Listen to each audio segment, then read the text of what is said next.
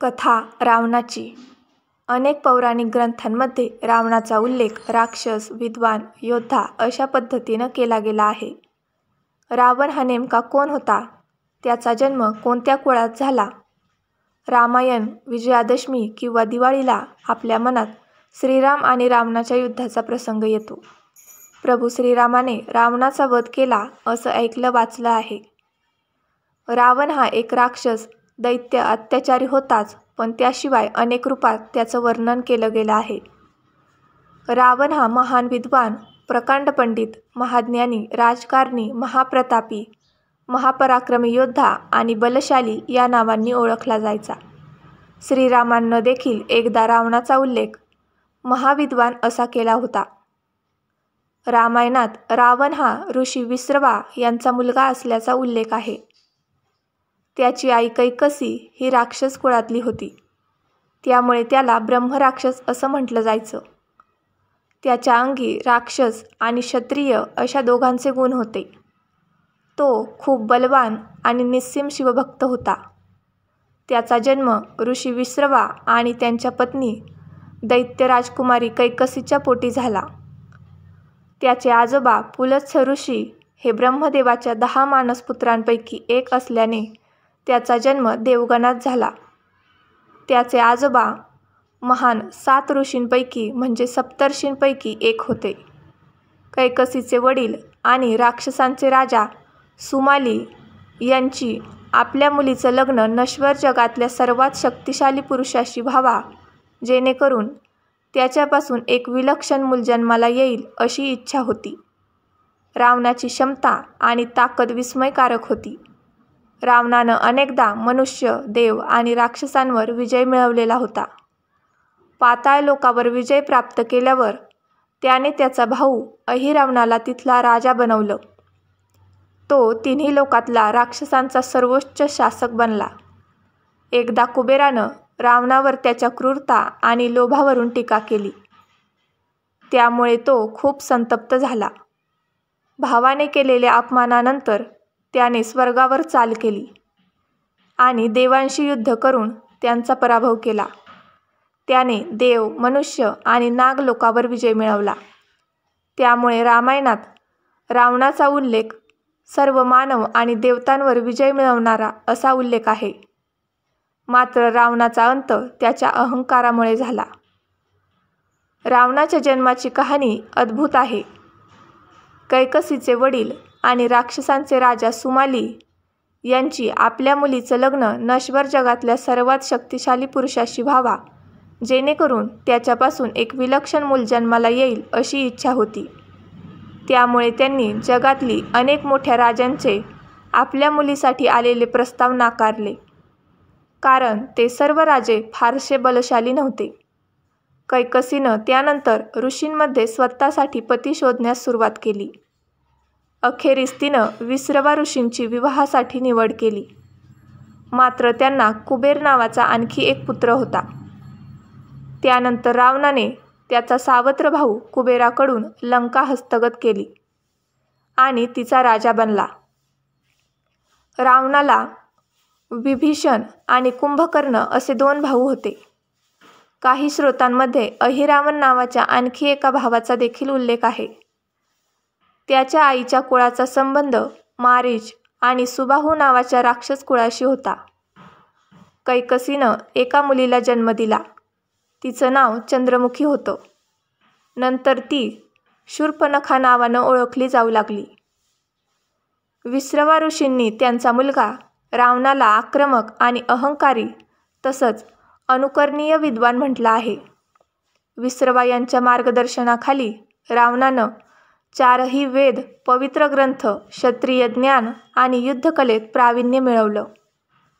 रावण हा एक उत्कृष्ट वीणावादक होता. त्याच्या ध्वजावर चिन्ह म्हणून वीणेचं चित्र होतं. रावणाचे आजोबा सुमाली यांनी रावणानं राक्षसांची नैतिकता राखावी यासाठी अथक प्रयत्न केले. रामायणातल्या वर्णनानुसार रावणाचे यदूंच्या प्रदेशाशी जवळचे संबंध होते. त्यात दिल्लीच्या दक्षिणेकडच्या मथुरा शहरापासून गुजरात, महाराष्ट्र, राजस्थानमधल्या भागांचा समावेश आहे.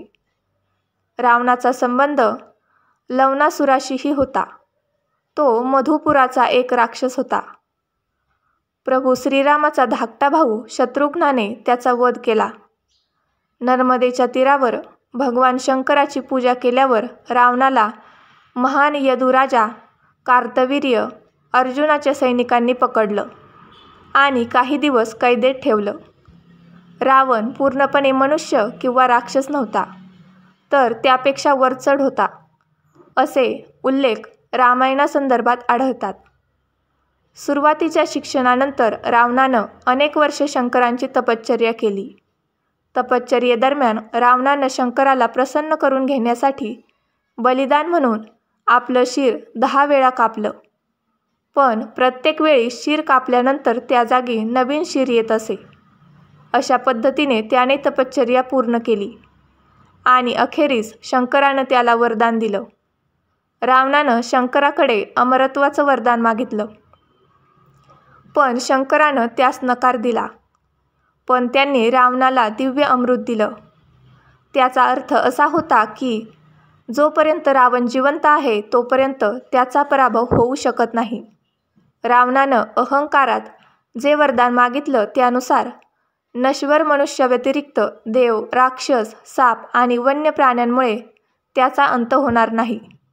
त्यामुळे मनुष्य रूपात जन्म घेऊन श्रीरामानं रावणाचा अंत केला होता. शंकराने रावणाला 10 तोंड आणि अनेक दिव्य शस्त्र आणि चमत्कार शक्ती दिल्या. त्यामुळे रावणाला दशमुख किंवा दशानन असंही म्हटलं जातं. वरदान प्राप्तीनंतर रावणाने त्याचे आजोबा सुमालींचा शोध घेतला आणि आपलं बल वाढवण्यासाठी सेनेचं नेतृत्व करू लागला. त्यानंतर रावणाची नजर लंकेवर पडली आणि त्याने लंका ताब्यात घेण्यासाठी प्रयत्न सुरू केले. लंका खूप सुंदर नगरी होती. भगवान शंकर, पार्वती माता आणि विश्वकर्मानं लंकेची निर्मिती केली होती. त्यानंतर विश्रवा ऋषींनी लंकेत यज्ञ करून ती दक्षिणेच्या स्वरूपात मागितली. त्यानंतर कुबेराने सावत्र आई कैकसीमार्फत रावण आणि अन्य भाऊ बहिणींना आता लंका त्यांचे वडील विश्रवा यांची म्हणजेच तुम्हा सर्वांची झाली आहे असा संदेश दिला. मात्र तरी देखील रावणानं बळाचा वापर करत लंका हस्तगत करण्याची धमकी दिली. त्यानंतर त्याचे वडील विश्रवा ऋषींनी कुबेराला रावण हा अपराजित आहे त्यामुळे लंका त्याला द्यावी असा सल्ला दिला. अशा तऱ्हेनं रावणानं लंका हस्तगत केली. लंकेवर विजय मिळवल्यावर रावण भगवान शंकराला भेटण्यासाठी कैलास पर्वतावर पोहोचला. नंदीने रावणाला आत जाण्यापासून रोखलं. त्यामुळे रावण संतापला आणि नंदीला चिडवू लागला. त्यामुळे नंदीने रावणाला शाप दिला की तुझी लंका एक वानर नष्ट करेल. शिवभक्त असल्याचं दाखवण्यासाठी रावणाने नंदीसमोर कैलास पर्वत उचलला आणि मी शंकरासह पूर्ण पर्वत लंकेला घेऊन जाईल असं सांगितलं. रावणाचा अहंकार पाहून शंकरानं आपल्या पायाचं लहान बोट कैलास पर्वतावर ठेवलं आणि पर्वत आहे तिथंच राहिला. यामुळे रावणाचा हात पर्वताखाली अडकला. त्यामुळे त्याला असह्य वेदना होऊ लागल्या आणि त्याला त्याची चूक कळली. तेव्हा रावणानं शंकराला प्रसन्न करून घेण्यासाठी आपलं शिर तोडलं आणि त्याच्या मदतीनं संगीताची निर्मिती केली आणि शिवमहिमा गाऊ लागला. त्यावेळी त्याने शिवतांडव स्तोत्राची रचना केली. त्यामुळे शंकर प्रसन्न झाले आणि त्यांनी रावणाला माफ केलं. त्याच्या भक्तीवर खुश होऊन शंकरानं रावणाला चंद्रहास तलवार दिली. या घटनेदरम्यान शंकरानं त्याला रावण असं नाव दिलं. त्याचा अर्थ मोठ्याने गर्जना असा आहे, कारण रावणाचा हात जेव्हा पर्वताखाली दबला गेला तेव्हा त्याच्या ओरडण्यामुळे पृथ्वी हादरली होती. यानंतर जन्मभर तो शिवभक्त राहिला.